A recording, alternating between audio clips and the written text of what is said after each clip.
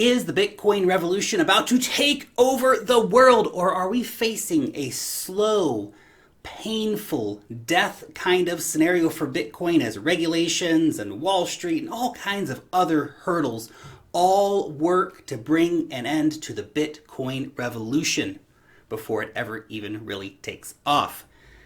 Now, before I break all of that down for you, a massive thank you to today's sponsor, Exodus. Exodus has been my favorite hot wallet for many a year in the crypto space. Exodus has an amazingly user-friendly interface. It allows for in-wallet exchanging, which keeps you in charge of your private keys while making cryptocurrency exchanges. And it has a huge list of supported coins that can be kept in this multi-coin wallet.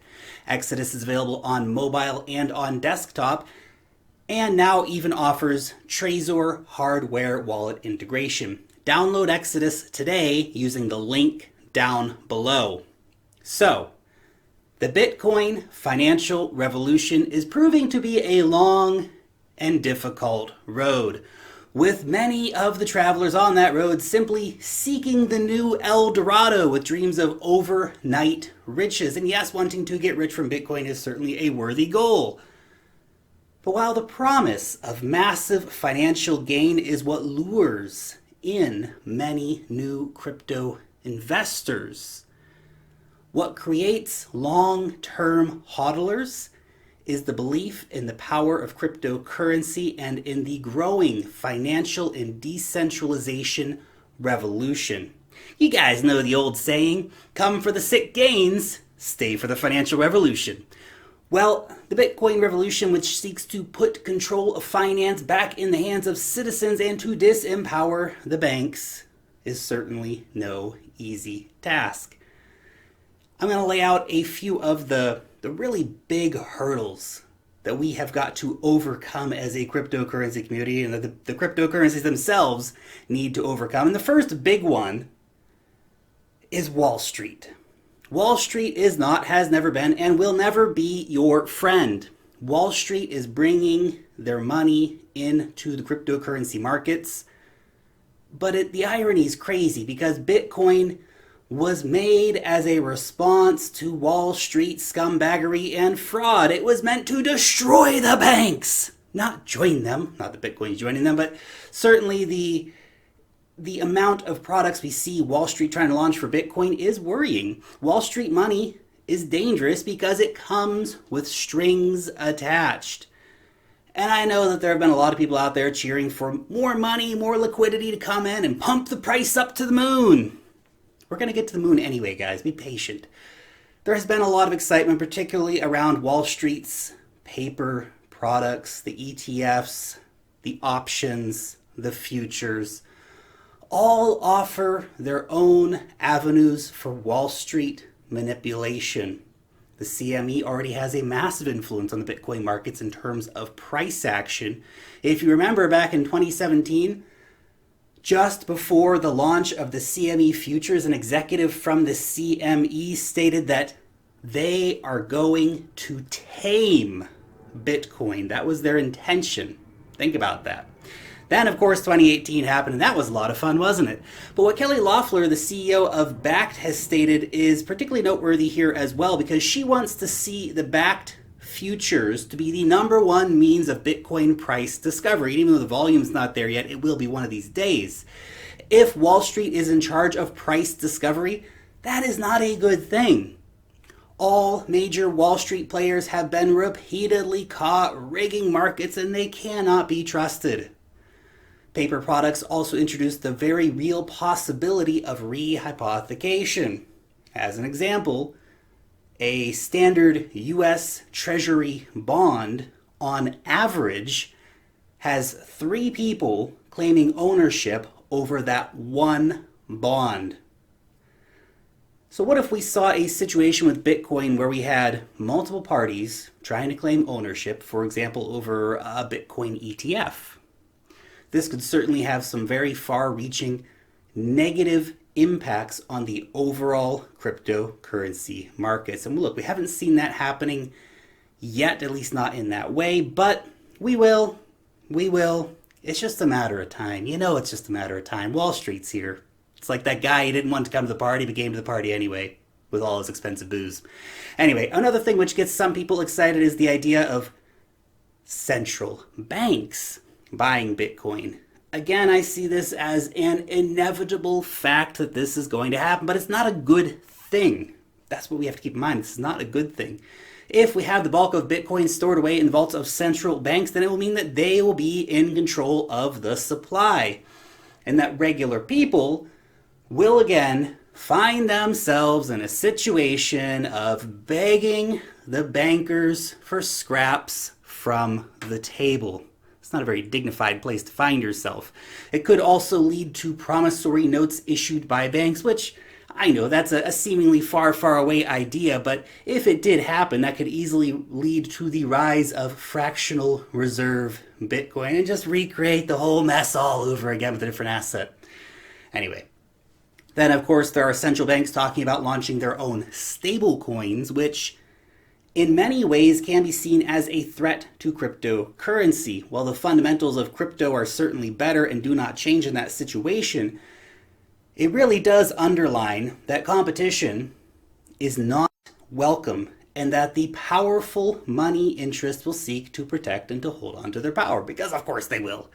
And perhaps the most worrying trend in this regard has been the runaway regulations that we've seen happening in crypto. And yes, of course, some countries are certainly doing better than others. I mean, just take a look at Japan. Japan's a great example. Japan has been the champion of common sense cryptocurrency regulations intended to let the industry thrive versus examples like China, which has come down super hard, banning all trading, buying, and selling of Bitcoin and other cryptocurrencies within China. The most worrying regulatory move, though, has been the FATF and their proposed travel rule, which will essentially require the identity of the sender and the receiver of all transactions to and from exchanges and wallet services to be known. Meaning that governments will be able to easily access who controls what crypto addresses, and that privacy coins in this scenario are likely going to come under some very heavy pressure. These rules from the FATF, which will be implemented in most major economies over the next 2 years, are a major assault on privacy and on freedom in the cryptocurrency economy. Then, of course, you have the environmental equation, which is so frequently misunderstood and misrepresented. Look, Bitcoin uses huge amounts of energy. No one's denying that. But the majority of that energy is renewable, particularly in areas with surplus supplies. And in terms of sustainability, it's way ahead of other industries like gold, which is primarily run on diesel, for example. But the media will never tell you that. It is way easier to simply demonize Bitcoin versus having an honest conversation about Bitcoin's environmental footprint and the innovation that's happening in that regard.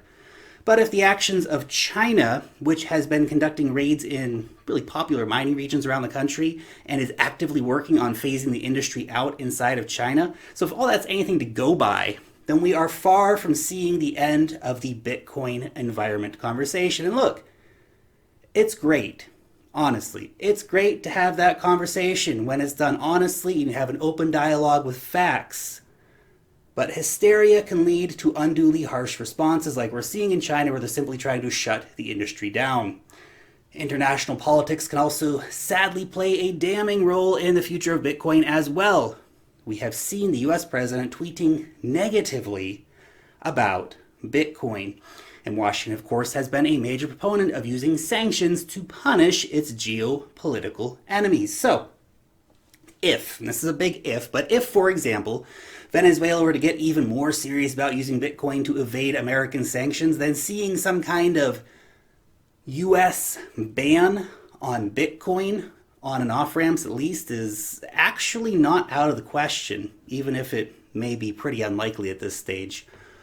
All of these things have varying levels of impact on the price of Bitcoin, and the ease with which Bitcoin will succeed or how hard it's going to have to fight. But make no mistake, Bitcoin has kicked the hornet's nest big time.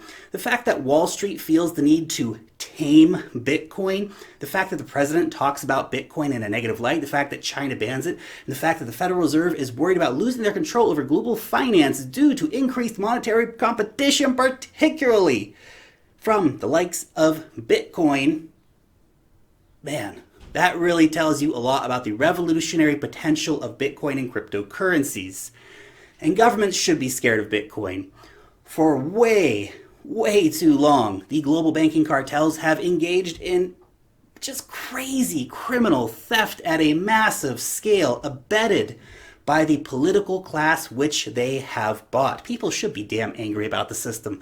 The banking cartels, they inflate your wealth into oblivion. The governments rack up insurmountable debt at the behest of mega corporations.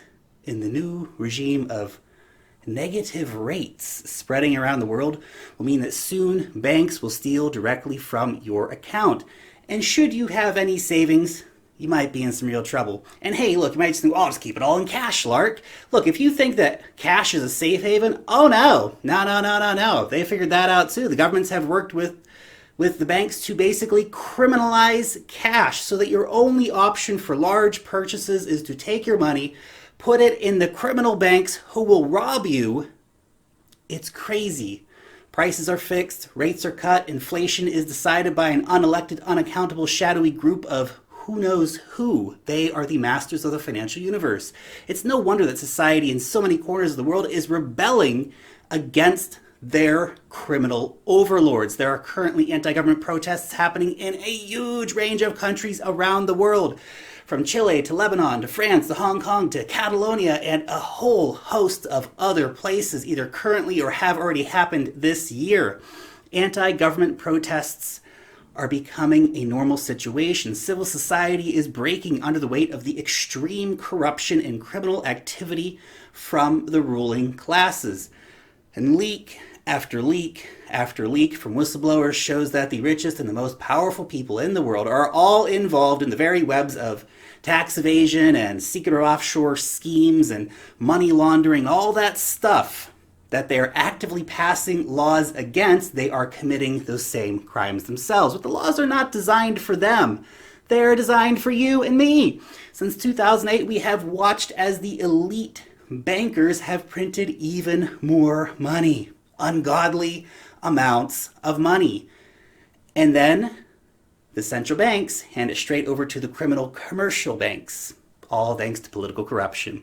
This is continuing to this very day and has actually sped up recently to the tune of hundreds of billions of dollars in the United States, for example, with the repo markets being bailed out and different quantitative easing measures coming in. It's funny, of course, that printing money is not solving the problems caused by printing money. Funny that, isn't it? The banks and their compromised political power brokers know that printing money doesn't fix anything. They're simply robbing entire societies blind while hiding behind jargon designed to confuse outsiders. Year on year, Bitcoin keeps going up and fiat keeps going down. Bitcoin is an investment in a revolution that puts an end to fiat currencies. Bitcoin definitively proves that we do not need sociopathic bankers and corrupt politicians dictating monetary policy to us.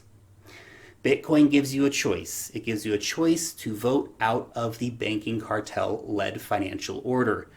Bitcoin lets you be your own bank. And this is a revolution that goes way beyond Bitcoin, even if I talk about it a lot.